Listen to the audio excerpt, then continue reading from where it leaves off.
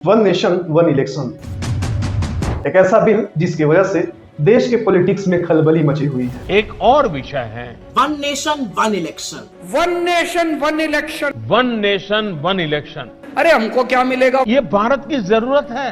ये करने की क्यों जरूरत पड़ रही है आपको? इसमें आपत्ति क्या है? ये चलने वाला नहीं है। एक देश एक चुनाव होना चाहिए, एक मतदाता सूची होनी चाहिए। ये बिल इतना कंट्रोवर्शियल माना जा रहा है कि ये भारतीय इलेक्शन प्रोसेस में एक बहुत बड़ा बदलाव ला सकता है। दरअसल 2024 के लोकसभा इलेक्शन का कुल खर्च 1.35 लाख रुपीस था और ये दुनिया का सबसे महंगा इलेक्शन था। हमारे देश में एक वोट पर कुल 1400 रुपए खर्च हो जाते हैं। और ये सिर्फ मैं आपको लोकसभा चुनाव की बात बता रहा हूँ। हमारे देश में हर साल कई चुनाव होते हैं, कभी लोकसभा, कभी विधानसभा और कभी पंचायत के चुनाव, तो कभी म्युनिसिपल कॉर्पोरेशन के चुनाव। मतलब हमारे देश के अलग अलग हिस्सों में चुनाव होते ही रहते हैं और इसमें एक साथ कितना खर्च होता है आप कैलकुलेट कर सकते हैं। इसलिए सरकार के द्वारा लाया जा रहा है वन नेशन वन इलेक्शन।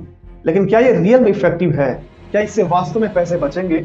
इससे आपका यानी जनता का फायदा होगा या सिर्फ सरकार का? विपक्ष क्यों परेशान दिख रही है? आइए इन सब बातों को गहराई से समझने का प्रयत्न करते हैं। One nation one election. One nation one election. One nation one election. One nation one election. आजादी के बाद जो भारत का पहला इलेक्शन हुआ साल 1952 में, उस इलेक्शन में सेंट्रल, स्टेट और लोकल बॉडीज सबके इलेक्शन एक साथ हुए थे। यानी ये जो वन नेशन वन इलेक्शन का प्रक्रिया है वो नया नहीं है। साल 1952 के इलेक्शन उसी आधार पर भी हुए थे और ये साल 1967 तक चला था। उसके बाद मामला बिगड़ने लगा। दरअसल भारतीय संविधान के आर्टिकल 356 के अनुसार सेंट्रल गवर्नमेंट को एक अधिकार प्राप्त है कि वो किसी भी स्टेट गवर्नमेंट को प्रेसिडेंट रूल लगाकर बर्खास्त कर सकती है और इसको इमरजेंसी सिचुएशन के लिए संविधान में डाला गया था। लेकिन तब की कांग्रेस की सरकार ने इसका खूब मिसयूज किया। साल 1959 में भारत के पहले इलेक्शन के बाद पहला प्रेसिडेंट रूल लगाया गया था केरल के राज्य सरकार को गिराने के लिए और इसके बाद केरल स्टेट का सीक्वेंस बाकी देश के इलेक्शन सीक्वेंस से अलग हो गया और फिर अपने सुविधा के अनुसार केंद्र की कांग्रेस सरकार जब मन तब सरकारें गिराते गई। इस आर्टिकल का सबसे ज्यादा मिसयूज किया गया इंदिरा गांधी के द्वारा, जिन्होंने कुल 11 बार इस आर्टिकल का मिसयूज करके अलग अलग राज्य की सरकारें गिराई। और फिर जब 1977 में जनता पार्टी की सरकार आई तो उन्होंने कांग्रेस पार्टी के द्वारा रूल सभी स्टेट को बर्खास्त कर दिया। फिर जब साल 1980 में कांग्रेस की सरकार आई तब उन लोगों ने जनता पार्टी से बदला लिया और ऐसे ही देश के राजनीतिक पार्टियों के आपसी झगड़ों की वजह से स्टेट में अलग अलग टाइम पर इलेक्शंस होने लगे और उनका टाइम लोकसभा इलेक्शन के टाइम से चेंज होता चला गया। वहीं इमरजेंसी के बाद केंद्र की सरकार भी 1991 तक बहुत ज्यादा गिरती थी और बनती थी और यही रीजन है कि जहां पहले एक साथ ही पूरे देश के सभी चुनाव हो जाते थे, आज ये स्थिति है कि हर वक्त देश चुनाव मोड में ही रहता है, जिसकी वजह से सरकार को काम करने में काफी प्रॉब्लम्स भी होती हैं। बार बार चुनाव इस देश की प्रगति में रुकावट बन रहे हैं, गतिरोध पैदा कर रहे हैं। और यही रीजन है कि वन नेशन वन इलेक्शन की मांग टाइम टाइम पर उठती रहती है। सबसे पहली बार तो 1983 में खुद इलेक्शन कमीशन ने इसको सजेस्ट किया था, फिर 1999 में, 2015 में और 2018 में भी इसकी मांग उठी थी। लेकिन फाइनली 2024 में इस बिल को पार्लियामेंट में इंट्रोड्यूस किया जा चुका है, जिसका सिंपल मतलब ये है कि अगर ये वन नेशन वन इलेक्शन लागू हो जाता है तो हमारे देश में जितने भी इलेक्शंस होंगे वो एक साथ ही होंगे। अब ये कैसे होंगे, क्या चैलेंजेस हैं, इसको हम अभी आगे देखेंगे। आइए अब ये देखते हैं इसके बेनिफिट्स क्या हो सकते हैं। पहला फायदा है कि एक साथ इलेक्शन होने के बाद सरकार अपना पूरा ध्यान गवर्नेंस पर लगा सकती है। अभी के टाइम पर हर 3 महीने में किसी न किसी जगह इलेक्शंस होते हैं जिसमें PM, CM, union ministers, MP, MLA और पंचायत मेंबर्स तक पूरी तरह से इन्वॉल्व हो जाते हैं। हर लेवल पर एडमिनिस्ट्रेटिव इनएफिशिएंसी होती है जो इंडिया के ग्रोथ को निगेटिवली इम्पैक्ट करती है। यही कहना है पीएम मोदी का भी कि सरकारें अच्छे से फोकस होकर काम नहीं कर पा रही हैं। बार बार चुनाव इस देश की प्रगति में रुकावट बन रहे हैं, गतिरोध पैदा कर रहे हैं। आज कोई भी योजना को चुनाव के साथ जोड़ देना आसान हो गया है क्योंकि हर 3 महीने 6 महीने कहीं न कहीं चुनाव चल रहा है और कई बार तो इलेक्शंस को ही ध्यान में रखकर सरकारी डिसीजंस भी लिए जाते हैं। जैसे पंजाब में इलेक्शन है तो कृषि कानून वापस ले लो, असम में इलेक्शन है तो यूसीसी अभी होल्ड पर रख दो। दूसरा बेनिफिट है कि बार बार इलेक्शन की वजह से कोई पॉलिसी, कोई प्रोग्राम नहीं रुकेगा। देश में इलेक्शन अनाउंस होते ही मॉडल कोड ऑफ कंडक्ट लग जाता है जिसके कारण कई नई पॉलिसीज के ऊपर डिसीजंस नहीं ली जा सकती है, जिसकी वजह से कई सरकारी पॉलिसी को रोकनी पड़ती है और ये डिले सेंटर, स्टेट और लोकल लेवल के मेजर प्रोजेक्ट्स में होता है। इलेक्शन ड्यूटी के चलते रूटीन काम और प्रोजेक्ट इंप्लीमेंटेशन भी डिलेड हो जाते हैं। तीसरा बेनिफिट है, इसके वजह से इलेक्शन कॉस्ट में भी कमी देखने को मिलेगी। बार बार इलेक्शन होने की वजह से पॉलिटिकल करप्शन बढ़ता है, क्योंकि हर इलेक्शन के लिए बहुत पैसा खर्च करना पड़ता है। एक साथ इलेक्शन होने से पॉलिटिकल पार्टीज के एक्सपेंसेस कम होंगे और रिपीटेड फंड रेजिंग की जरूरत नहीं पड़ेगी। 2019 के लोकसभा इलेक्शन में 60,000 करोड़ रुपए खर्च हुआ था और इस साल 2024 के लोकसभा चुनाव में ये दोगुना हो गया और खर्च आया 1.35 लाख करोड़ रुपए। आंध्र प्रदेश जैसे राज्यों के असेंबली इलेक्शन के चुनाव में 10,000 करोड़ से अधिक खर्च आ जाता है। अब आप अनुमान लगा सकते हैं कि देश के अलग अलग हिस्सों में ऐसे ही पैसे खर्च होते हैं तो कितने पैसे हो जाएंगे। अगर एक साथ इलेक्शन होते हैं तो इलेक्शन कमीशन का भी एक्सपेंडिचर काफी कम हो सकता है। जैसे एक ही वोटर लिस्ट का यूज सभी इलेक्शन के लिए होगा, जो वोटर लिस्ट अपडेट करने का टाइम और पैसा दोनों बचाएगा। सिटीजन्स को भी अपना नाम वोटर लिस्ट में मिस होने की चिंता कम रहेगी। फोर्थ बेनिफिट है कि सिक्योरिटी फोर्स को बार बार डिप्लॉय नहीं करना पड़ेगा।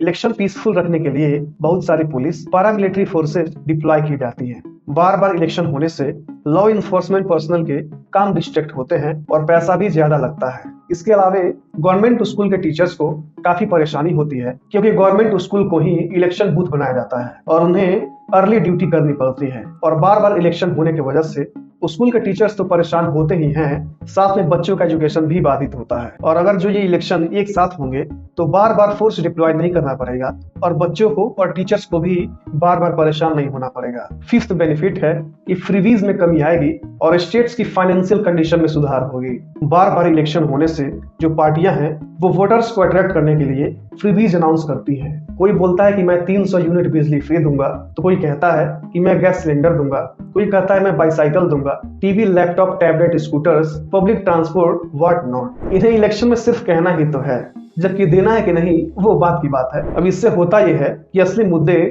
जैसे एजुकेशन, हेल्थ, एम्प्लॉयमेंट अपॉर्चुनिटीज पीछे छूट जाते हैं और देश का खजाना इन्हीं फ्रीबीज को बांटने में खाली होने लगता है। और अगर इलेक्शंस एक साथ होंगे तो फ्रीबीज का ट्रेंड रिड्यूस हो सकता है, जो स्टेट्स के फाइनेंशियल सिचुएशन के लिए काफी अच्छा होगा। कंटिन्यूअस इलेक्शन के कारण कई स्टेट गवर्नमेंट फाइनेंशियल क्राइसिस का सामना कर रही है, जो साइमल्टेनियस इलेक्शन के बाद सुधर सकता है। अब जब इतने फायदे हैं तो देश की ऑपोजिशन को भी ये पता होगा, लेकिन फिर भी वो लोग क्यों अपोज कर रहे हैं? One nation one election, one nation. अरे हमको क्या मिलेगा वन इलेक्शन की, 10 इलेक्शन की, 12 election. This bill is only brought in to massage the ego of the supreme leader. ये कुछ नहीं है, ये इस देश के संघीय ढांचे पर एक जबरदस्त प्रहार है। This is completely against federalism and the Constitution of India. आइए अब ऑपोजिशन के क्रिटिसिज्म के कुछ वैलिड पॉइंट्स को समझते हैं। उनका कहना है कि एक साथ सारे इलेक्शन होने के कारण वोटर्स के डिसीजन पर काफी बड़ा असर देखने को मिलेगा। एक साथ इलेक्शन होने पर वोटर्स का ध्यान नेशनल इश्यूज पर ज्यादा होगा और लोकल इश्यूज को इग्नोर किया जा सकता है। फॉर एग्जांपल 2024 के लोकसभा चुनाव में झारखंड में ज्यादा सीटें एनडीए ने जीती, वहीं इसी साल असेंबली इलेक्शन में झारखंड में ज्यादा सीटें इंडिया अलायंस ने जीता। अब इस रिजल्ट से जाहिर है कि लोग केंद्र में मोदी गवर्नमेंट को चाहते हैं और स्टेट के मुद्दे अलग हैं तो हेमंत सोरेन को चाहते हैं। लेकिन अगर यही इलेक्शन साथ हुए होते तो हो सकता था कि स्टेट में भी बीजेपी ही जीत जाए, क्योंकि वोट नेशनल इश्यूज पर ही दिए जाते हैं। दूसरा इश्यू जो अपोजिशन के द्वारा उठाया गया कि एक साथ इलेक्शन होने से इंडियन पॉलिटिक्स में सेंट्रलाइजेशन का टेंडेंसी बढ़ जाएगा, जिसकी वजह से लोकल इश्यूज दब जाएंगे, रीजनल पार्टियां कमजोर होने लगेंगी और सेंट्रल गवर्नमेंट की पावर बढ़ती चली जाएगी। तीसरा इश्यू है कि भारत में बार बार चुनाव सरकार और लेजिस्लेचर पर जनता का नियंत्रण बनाए रखते हैं। मतलब सरकारों को जनता के प्रति जवाबदेह रहना पड़ता है, क्योंकि उन्हें नियमित रूप से वोट मांगने के लिए जनता के पास जाना पड़ता है। अगर एक साथ चुनाव होते हैं तो इस नियंत्रण और जवाबदेही पर असर पड़ सकता है। कई केस में ये सही भी है, क्योंकि कुछ लोग जनता के डर से ही काम करवाते हैं, क्योंकि असेंबली इलेक्शन में जीतने के बाद फिर उनकी पार्टी और उस पार्टी के बड़े नेता को वोट मांगने जाना होता है। तो अगर वो काम नहीं करेंगे तो फिर वोट किस बेसिस पर मांगेंगे। फोर्थ इश्यू है कि एक साथ चुनाव कराने के लिए यह जरूरी होगा कि सभी राज्यों और केंद्र का चुनाव एक ही समय पर हो, लेकिन भारत में अलग अलग राज्यों की विधानसभा का टेन्योर अलग अलग समय पर समाप्त होता है। ऐसे में कुछ राज्यों के चुनावों को या तो पहले करवाना होगा या बाद में टालना होगा। चुनाव को टालने के लिए उस राज्य में प्रेसिडेंट रूल लागू करना पड़ेगा, जो इंडियन कॉन्स्टिट्यूशन के आर्टिकल 356 की मिसयूज में काउंट होगा। ये तो कुछ सिंपल इश्यूज हैं जो अपोजिशन ने बताए। इसके अलावा इस बिल को पास करवाने के रास्ते में कई बड़े चैलेंजेस हैं। आइए अब उनको समझते हैं। पहला चैलेंज तो भारतीय कॉन्स्टिट्यूशन का आर्टिकल 83(2) और आर्टिकल 172 है, जो कहता है कि लोकसभा और स्टेट लेजिस्लेटिव असेंबली का टेन्योर 5 साल का होगा जब तक उन्हें पहले डिसॉल्व न किया जाए। और आर्टिकल 356 के हिसाब से कुछ सर्कमस्टांसेस में असेंबलीज को अपने टर्म से पहले डिसॉल्व किया जा सकता है, अभी जो मैं आपको बताया कुछ देर पहले। अब इस केस में कुछ सीरियस सवाल उठते हैं। हमारे देश के हर राज्य की असेंबली अलग टेन्योर पर चलती है, तो सवाल ये है कि क्या हम अपने राज्य के असेंबलीज के टेन्योर खत्म होने से पहले ही बर्खास्त कर दें, या फिर स्टेट पे प्रेसिडेंट रूल लगाकर उस पार्टिकुलर टेन्योर के खत्म होने तक पूरा कंट्रोल केंद्र सरकार को दे दें। दूसरा जो अहम चैलेंज है वो है logistical challenge. One nation one election से लॉजिस्टिक्स में काफी प्रॉब्लम्स आ सकती है, जैसे ईवीएम्स का अवेलेबिलिटी और सिक्योरिटी, इलेक्शन पर्सनल और रिसोर्स का मैनेजमेंट। अलग अलग टाइम पर चुनाव होते थे तो एक ही इक्विपमेंट से कई बार चुनाव कराए जा सकते थे, लेकिन चूंकि ये सारा इलेक्शन एक साथ करवाना होगा, इसलिए इलेक्शन कमीशन को काफी बड़े इंतजाम करने होंगे। और इलेक्शन कमीशन के लिए इतना बड़ा एक्सरसाइज हैंडल करना काफी मुश्किल हो सकता है। वन नेशन वन इलेक्शन का आइडिया फेडरलिज्म के कॉन्सेप्ट और स्पिरिट के अगेंस्ट है। फेडरलिज्म का मतलब है कि भारत यूनियन ऑफ स्टेट्स है, जो कि भारतीय संविधान के आर्टिकल 1 में भी मेंशन्ड है, जहां केंद्र और राज्य अपनी अपनी शक्तियों के साथ काम करते हैं। यह राज्यों को अपनी संस्कृति, समस्याओं और प्राथमिकताओं के अनुसार निर्णय लेने की स्वतंत्रता देता है। वन नेशन वन इलेक्शन इस संतुलन को चुनौती देता है। इसके तहत पूरे देश को एक इकाई यानी एक यूनिट मानते हुए चुनाव कराए जाएंगे, जिससे राज्यों की स्वायत्तता यानी ऑटोनॉमी और स्थानीय मुद्दों पर ध्यान कम हो सकता है। वन नेशन वन इलेक्शन के रास्ते कुछ लीगल चैलेंजेस भी हैं। जस्टिस BS चौहान के लीडरशिप में लॉ कमीशन ने अपनी रिपोर्ट्स में कहा कि करंट कॉन्स्टिट्यूशनल स्ट्रक्चर के तहत एक साथ इलेक्शन कराना संभव नहीं है, इसलिए एक साथ इलेक्शन को रियलिटी बनाने के लिए कॉन्स्टिट्यूशन में अमेंडमेंट्स करने होंगे। Representation of the people act 1951, साथ ही लोकसभा और असेंबलीज के रूल में अमेंडमेंट्स करने की जरूरत पड़ेगी। सबसे बड़ी चुनौती ये है कि कॉन्स्टिट्यूशन के बेसिक स्ट्रक्चर की वजह से इन अमेंडमेंट्स को कम से कम 50% राज्यों का समर्थन चाहिए होगी। अब राज्य की सरकारें इसके समर्थन में आएंगी या नहीं वो तो वक्त बताएगा, लेकिन ऐसे अमेंडमेंट्स और समर्थन का प्रोसेस सिर्फ टेक्निकल नहीं बल्कि पॉलिटिकली सेंसिटिव भी है, क्योंकि कई ओपोजिशन पार्टीज और states one nation one election के अगेंस्ट में है। ये दिखाता है कि वन नेशन वन इलेक्शन का इम्प्लीमेंटेशन सिर्फ एक लीगल चैलेंज नहीं बल्कि पॉलिटिकल कंसेंसस की भी मांग करता है, जो फिलहाल आसान नहीं लगता है। वन नेशन वन इलेक्शन का आइडिया कॉस्ट इफेक्टिव तो है, इसमें कोई दो राय नहीं है, लेकिन इसको लागू करना बहुत मुश्किल काम है। और अगर इसको सिटीजन्स के नजरिए से देखें तो रीजनल इश्यूज दब सकते हैं और फिर पॉलिटिकल पार्टियां नेशनल मुद्दों पर ही चुनाव लड़ेंगी और जीतेंगी, और रीजनल मुद्दे कमजोर पड़ जाएंगे। और आमतौर पर ये ट्रेंड देखा जाता है कि जब चुनाव एक साथ होता है तो केंद्र में जो सरकार होती है उसको ज्यादा फायदा होता है।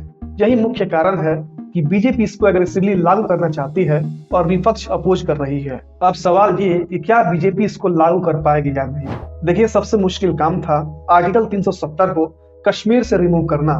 बीजेपी जब वो कर सकती है तो ये काम उनके लिए बहुत बड़ा नहीं है, लेकिन उस वक्त के एनडीए में और इस वक्त के एनडीए में काफी फर्क है। उस वक्त बीजेपी को किसी की भी जरूरत नहीं थी, क्योंकि दोनों हाउसेज में उस वक्त उनके पास काफी ज्यादा एमपीज थे, लेकिन इस बार बीजेपी को काफी लोगों का साथ चाहिए होगा।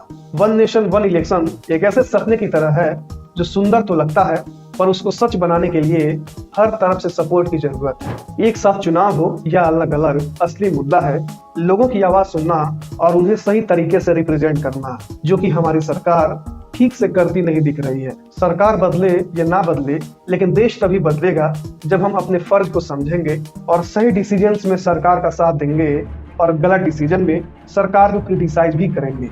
जय हिंद।